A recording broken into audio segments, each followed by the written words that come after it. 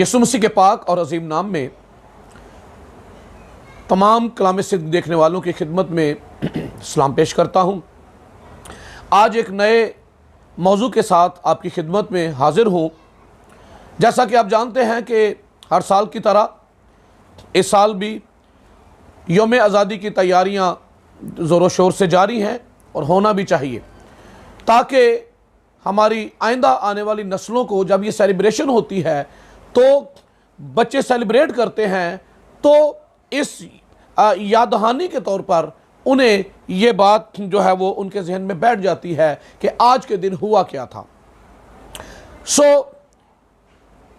यौम आज़ादी यानी आज़ादी का दिन, जिसे बड़ी धूमधाम से मनाया जाता है, बल्कि हर मुल्क जो उसकी आज़ादी का दिन है वो उसे बढ़ चढ़कर सेलिब्रेट करते हैं। पूरा मुल्क, पूरी कौम उसमें शामिल होती है और सब एक होकर उसे सेलिब्रेट कर रहे होते हैं, और ज़रूर ऐसा होना चाहिए। गौरतलब बात यह है कि जब हम एक खित्ते की आज़ादी की बात करते हैं, एक खित्ते की आज़ादी है और इतना जोशो खरोश है, इतना जज्बा है, इतना वलवला है, और हर साल अरबों खरबों रुपया जो है वो खर्च किया जाता है। लोग ड्रेसेस पहनते हैं, बच्चों को और कई तरह की जो है वो रंग बिरंगी झंडियों से और फ्लैग से सजाया जाता है। गाड़ियों पर लोग लगाते हैं, घरों पर लगाते हैं, और एक उस दिन की याद के लिए जिस दिन आज़ादी हुई थी। लेकिन मैं आपको बात करता हूं कि एक और गुलामी अभी है, और जिससे बहुत सारे अभी शायद आज़ाद नहीं हुए। हम समझते होंगे कि हम आज़ाद हैं, लेकिन कलाम हमारी तवज्जो इस तरफ मरकूज़ करता है, हमारी तवज्जो इस तरफ लाता है कि हम इन बातों पर गौर कर सकें कि क्या हम आज़ाद हैं। तो एक खित्ते की खुदा का बंदा मूसा बनी इसराइल को मिस्र की गुलामी में से निकाल लाया और एक दूसरे मुल्क में ले आया, और ये एक उनकी मिस्र की गुलामी में से आज़ादी थी, और उस दिन को वो सेलिब्रेट करते हैं, हर साल उस दिन की याद मनाते हैं। बल्कि खुदा ने उन्हें हुक्म किया था कि हर साल इसे ईद के तौर पर मनाना, ताकि जब सेलिब्रेट करो तो तुम्हारे बच्चों को भी पता हो कि आज के दिन हुआ क्या था। तुम्हारा खुदा जो कुदरत वाला है, अपनी कुदरत के साथ, इलाही कुदरत के साथ किस तरह से गुलामी में से निकाल कर आज़ाद मुल्क में ले आया। तो भी हमें इस बात पर गौर करने की ज़रूरत है, एक और गुलामी है, और वो क्या है? खुदा के पाक कलाम में से हम देखेंगे यूहन्ना रसूल की इंजील में से 8वां बाब 32वीं आयत से कलाम में लिखा है, और सच्चाई से वाकिफ होगे और सच्चाई तुमको आज़ाद करेगी। उन्होंने उसे जवाब दिया, यानी यहूदियों ने, हम तो अब्राहम की नस्ल से हैं और कभी किसी की गुलामी में नहीं रहे। तू क्यों कर कहता है कि तुम आज़ाद किए जाओगे? ये जब खुदावंद यीशु मसीह ने यहूदियों से कहा कि सच्चाई से वाकिफ होगे तो सच्चाई तुम्हें आज़ाद करेगी, और कहने लगे कि हम तो अब्राहम की नस्ल से हैं, हम तो किसी की गुलामी में नहीं रहे, तो फिर तू क्यों आज़ादी की बात करता है? तू किस आज़ादी की बात करता है? और खुदावंद ने उनकी तवज्जो जो है वो इस बात पर जो है वो मरकूज़ की कि वो इस बात को समझे कि एक खित्ते की आज़ादी हासिल कर लेना काफ़ी नहीं है, तो भी हर इंसान जो एक आज़ाद वतन में तो रहता है तो भी वो गुलाम हो सकता है। और वो गुलामी क्या है? खुदा का कलाम हमें फरमाता है, उन्होंने उसे जवाब दिया, हम तो अब्राहम की नस्ल से हैं और कभी किसी की गुलामी में नहीं रहे। तू क्यों कर कहता है कि तुम आज़ाद किए जाओगे? यसू ने उन्हें जवाब दिया, मैं तुमसे सच कहता हूं कि जो कोई गुनाह करता है गुनाह का गुलाम है। अब समझे जी कि जो कोई गुनाह करता है वो गुनाह का गुलाम है, और आज हर एक समझता है कि वो जो मर्जी करे, उसे कोई रोकने वाला नहीं, उसे कोई टोकने वाला नहीं। वो रात को छत पर चढ़कर वो ऊंची ऊंची आवाज में वो डेग बजाए, वो साउंड लगाए, उसे कौन कहने वाला? वो तो आज़ाद है। और कई तरह के मामले हैं और जो लोग करते हैं, और वो समझते हैं कि वो आज़ाद हैं, इसलिए कि उन्हें कोई रोक नहीं रहा। लेकिन हकीकत यह है कि जो ये समझता है, जो हरकतें कर रहा है, उसे खुद नहीं पता, वो खुद इन बातों को नहीं जानता कि वो एक बड़ी गुलामी के अंदर है। और खुदावंद यीशु मसीह ने फरमाया कि जो कोई गुनाह करता है वो गुनाह का गुलाम है। और हर तरह की खराबी, हर तरह की प्रॉब्लम, हर तरह की खराबी की जड़ जो है वो गुनाह है, और गुनाह करने वाला जो है वो गुनाह का गुलाम है। और आज लोग बदी की पानी की तरह बदी को पीते हैं, गुनाह पर गुनाह करते हैं, और उसके बावजूद भी समझते हैं कि हम तो एक आज़ाद वतन में रहते हैं, हम तो आज़ाद रियासत में रहते हैं। दुआ करें कि हमें इन बातों की समझ में आ जाए। पौलुस रसूल इस हालत का बयान किस तरह से करता है, खुदा के पाक कलाम में से पढ़ेंगे।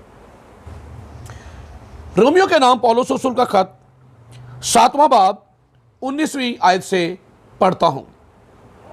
चुनाचे जिस नेकी का इरादा करता हूं वो तो नहीं करता, मगर जिस बदी का इरादा नहीं करता उसे कर लेता हूं। जिस नेकी का इरादा तो करता हूं वो तो नहीं करता, पर जिस बदी का इरादा नहीं करता वो कर लेता हूं।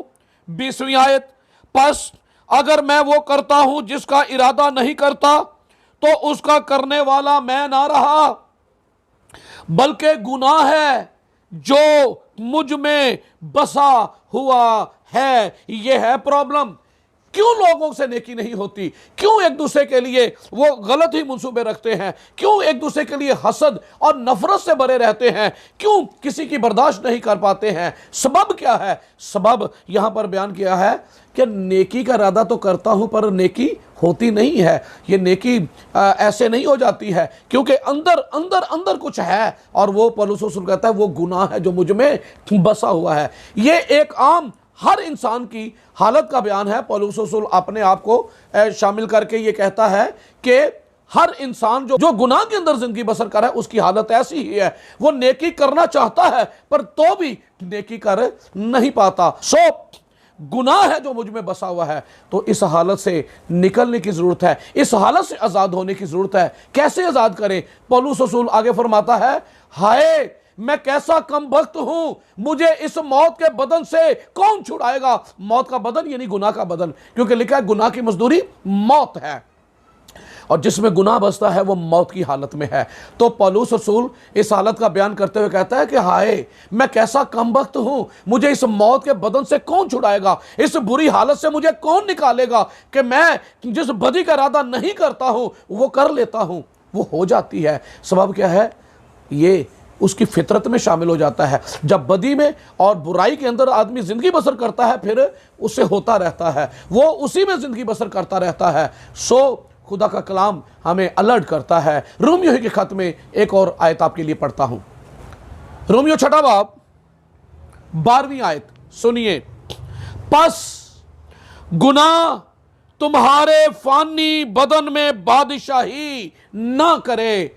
गुनाह बादशाही करता है, क्योंकि जो करने वाला उसकी अपनी मर्जी तो चल ही नहीं रही, वो तो गुनाह के हाथ बिका हुआ है और उसके हाथों बिका हुआ है, और गुनाह के सबब से वो गलत ही गलत किया जा रहा है, और नेकी उसे हो नहीं पाती। बदी जिसका इरादा नहीं करता वो करता रहता है, और ये इंसान की बदतरीन हालत है। ये बदतरीन हालत का जो है वो यहां पर जिक्र किया जा रहा है, और इसलिए कहता है बस गुनाह तुम्हारे फानी बदन में बादशाही ना करे कि तुम उसकी ख्वाहिशों के ताबे रहो। गुनाह अंदर है तो उसकी ख्वाहिशात, जिस्मानी ख्वाहिशात अंदर भरी रहती हैं, और इंसान बुरी ख्वाहिश करता है। आंखों की ख्वाहिश है, जिस्म की ख्वाहिश है, जिंदगी की शेखी है, ये सब कुछ गुनाह के सबब से है। तो कहता है बस गुनाह तुम्हारे फानी बदन में बादशाही ना करे।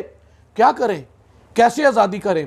कैसे? मिस्र की गुलामी में से तो खुदा का बंदा मूसा ले आया, और इस तरह से कई, जैसे हमारे मुल्क के पाकिस्तान की आज़ादी के लिए कायदे आज़म ने काम किया, और कायदे आज़म का नाम जो है वो लिया जाता है। सो गुनाह की गुलामी से कौन छुड़ाएगा? गुनाह की गुलामी में से कौन निकाल पाएगा?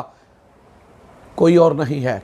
आपको दुनिया में हर तरह के इलाज के अस्पताल मिलेंगे, आंखों का, कानों का, दिल का, और कई जदीद तरीन इलाज आके हैं।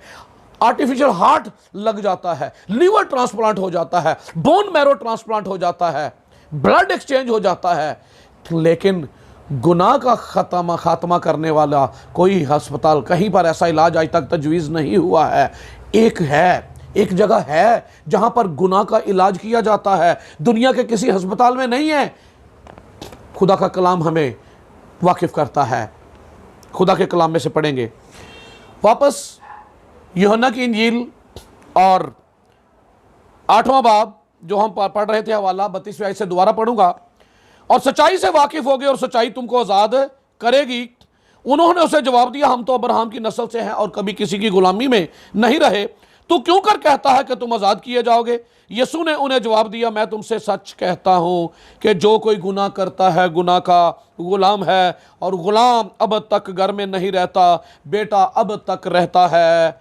36वीं आयत, बस अगर बेटा तुम्हें आज़ाद करेगा तो तुम वाकई ही आज़ाद होगे। यह है हकीकी आज़ादी। और कौन करेगा?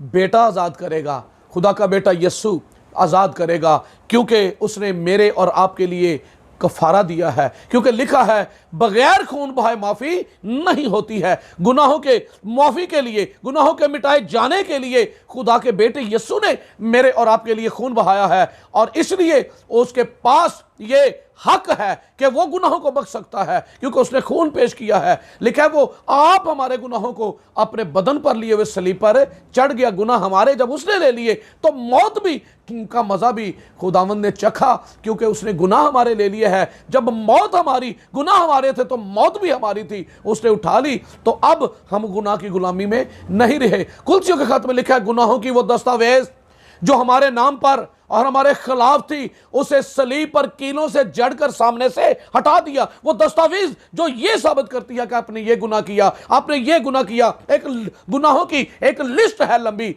लेकिन लिखा है सलीब पर कीलों से जड़कर उसने सामने से हटा दिया और हमें आज़ाद कर दिया। और लिखा है तुम्हें आज़ाद रहने के लिए आज़ाद किया गया है। यह खुदा का कलाम। सो अजीजों, कलाम ये कहता है जिसके पास बेटा है उसके पास ज़िंदगी है, और जिसके पास बेटा नहीं उसके पास ज़िंदगी भी नहीं। गुनाह की गुलामी से आज़ादी चाहिए तो सिर्फ़ और सिर्फ खुदा का बेटा यीशु मसीह है जो कि आज़ाद करता है। उसे आज़ाद किया है, और जो को उसे कबूल करते हैं, जो ईमान लाते हैं, वो आज भी इस गुलामी में से निकलकर आज़ादी में दाखिल हो रहे हैं। और यह है हकीकी आज़ादी। आप सबों को यौम आज़ादी मुबारक हो।